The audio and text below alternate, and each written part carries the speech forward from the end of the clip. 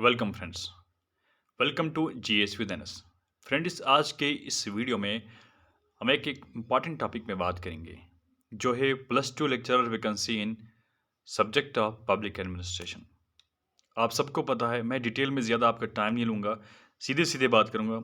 आप सबको ये पता है कि बैक इन 2018 में लगभग ये सब्जेक्ट जो है, अब एग्ज़ैक्ट ईयर मुझे याद नहीं है, ये +2 मतलब लेवल पे यानी कि हायर सेकेंडरी लेवल पे ये जो है, ये फ़ील्ड यानी ये एक डिसिप्लिन क्रिएट किया गया था as a subject in public administration. तो इसका आप जब आप देखोगे, पूरा वेबसाइट पे जाओगे जेके बोस की, वहाँ पे आपको पूरा ये सब्जेक्ट का सिलेबस मिलेगा। 11th क्लास का सिलेबस क्या है, 12th क्लास का सिलेबस क्या है, पूरा का पूरा आपको देखने को मिलेगा। यानी कि ये सब्जेक्ट जो है, ये सब्जेक्ट ऑलरेडी इसको इंक्लूड किया गया है। इसको इंट्रोड्यूस किया गया है कहाँ पे? +2 लेवल पे, यानी कि 11th एंड 12th पे। अब करेंगे बात कि प्लस उसके बाद जो ये सब्जेक्ट क्रिएट हो गया हायर सेकेंडरी लेवल पे, तो इस सब्जेक्ट को वहाँ पे पढ़ाता कौन है? क्या पॉलिटिकल साइंस के टीचर पढ़ाते हैं या कोई और पढ़ाता है? उसके बाद आपने देखा होगा कि अभी जो हाल-फिलहाल में जो कॉन्ट्रैक्चुअल टीचर कम लेक्चरर का जो कॉन्ट्रैक्चुअल पोस्ट निकले थे, उसमें ऑलमोस्ट जहाँ-जहाँ मतलब सब्जेक्ट में जो वैकेंसी थी, उसको भरा गया। वो एक प्रॉपर आपने देखा होगा, डिस्ट्रिक्ट वाइज़ जो है, हर एक सब्जेक्ट में ऑलमोस्ट, चाहे वो साइंस सब्जेक्ट्स हो, चाहे वो आर्ट्स के सब्जेक्ट हो, हर सब्जेक्ट में जो है उसकी वैकेंसी भरी गई। आप लोगों ने देखा होगा उसमें जो है पब्लिक एडमिनिस्ट्रेशन जो है वो मिसिंग था। तो उसके बाद हमने लिखना स्टार्ट किया कहाँ पे? डायरेक्टर स्कूल एजुकेशन को। तो थ्रू ग्रीवेंसेस हमने बहुत कुछ लिखा, तो उन लोगों ने वहाँ पे एक कमेटी बैठा दी, कैसे क्या कि मैं आपको पूरा दिखाऊँगा।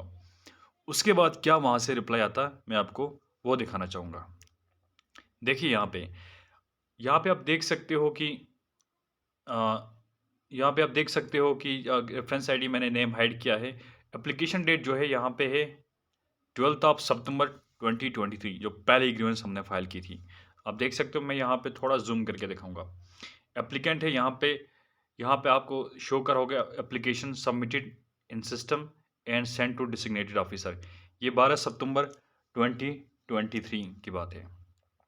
उसके बाद ये जो है ये एप्लीकेशन रेफ़र की जाती है।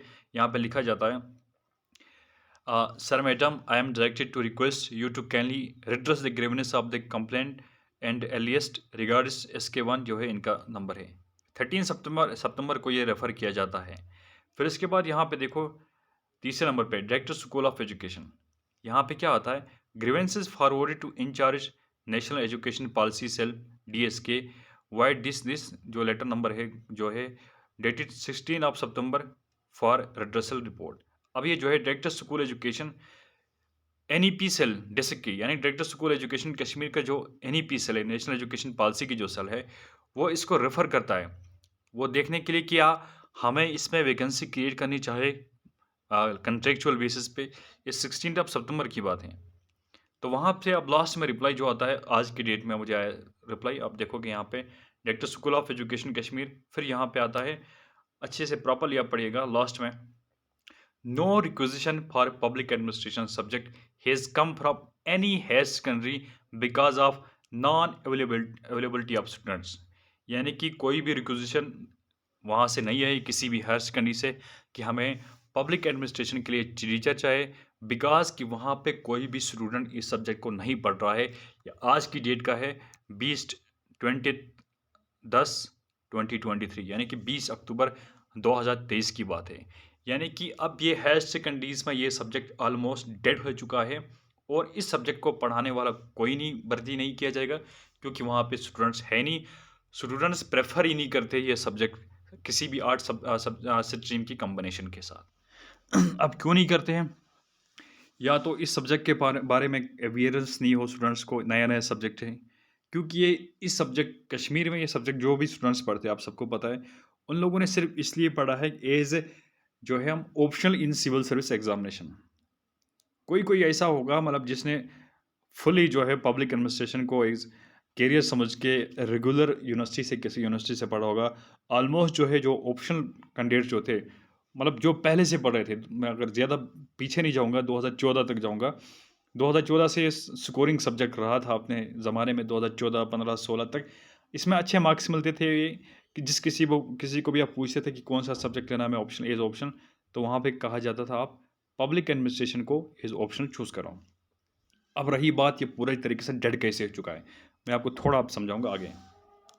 सबसे रही बात 2018 2018 के बाद सिविल सर्विस एग्जामिनेशन में इस सब्जेक्ट को बहुत कम नंबर आते हैं, क्योंकि पहले हमारे पास क्या होता था, पब्लिक एडमिनिस्ट्रेशन में सीधे सीधे क्वेश्चन पूछते थे। पब्लिक में डायरेक्ट क्वेश्चन पूछते थे, जैसे आपके लक्ष्मीकांत की बुक में से सीधे क्वेश्चन आते थे। साइंटिफिक थ्योरी क्या है, क्लासिकल थ्योरी और ह्यूमन रिलेशन थ्योरी में क्या फ़र्क है, वगैरह वगैरह, और पॉलिटी का क्वेश्चन में ऑलमोस्ट सेम डायरेक्ट क्वेश्चन पूछा जाता था और स्कोरिंग रहता था अपने टाइम पे। अब 18 के बाद क्या हो गया, ये तो सब्जेक्ट अब कंटेम्प्रेरी बन गया, फिर इसके साथ करंट अफेयर रिलेट किया गया, अब ये कंडीशन बेसिक पूछे जाते हैं, तो इस सब क्वेश्चन को हैंडल करना बहुत मुश्किल हो गया है। और तब से आप देखोगे 18 के बाद ये subject in civil service examination is option काफ़ी तरीके से डिक्लाइन हो चुका है।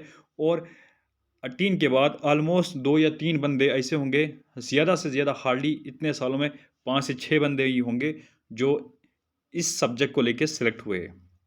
हम 2021 या 22 की बात करेंगे, 1 या 2 बंदे टोटल ही गए हैं इस सब्जेक्ट से। एग्जैक्ट डाटा याद नहीं, लेकिन बहुत कम गए, 5 से ज़्यादा तो नहीं गए। उसके बाद देखेंगे ये सब्जेक्ट की रिलेवेंस अब क्या है एकेडमिक लेवल पे। देखो मैंने अभी दिखाया, अब बात रही हायर सेकेंडरीज़ की। मैं ये सब इसलिए बता रहा हूँ जो इस सब्जेक्ट को लेके काफ़ी ऑब्सेस्ड है कि ये सब्जेक्ट हमें पढ़ना है, हमें मतलब इसमें कुछ करियर बनाना है। थोड़ा बहुत रिसर्च भी कर लिया करो दाएँ बाएँ कि सब्जेक्ट का आखिर कुछ फ़ायदा है भी नहीं है।